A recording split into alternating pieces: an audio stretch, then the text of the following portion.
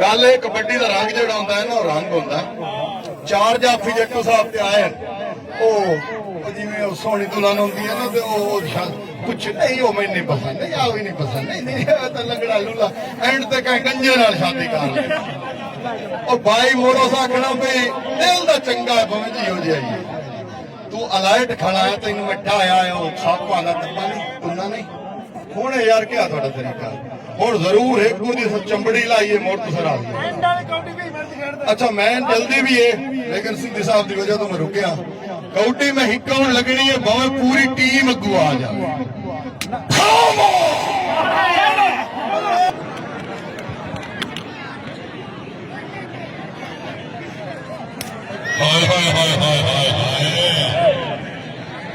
क्या बात है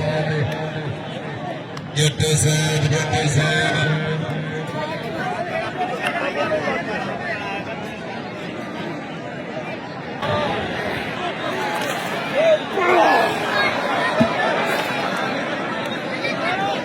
चलो जी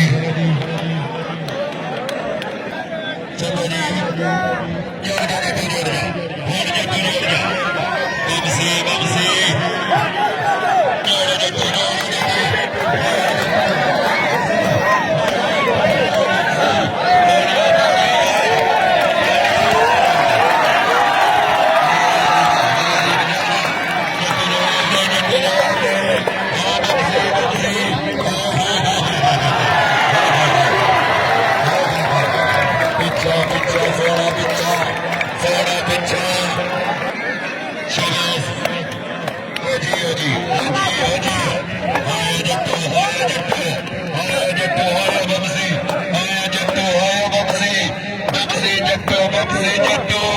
जट्टू बमसी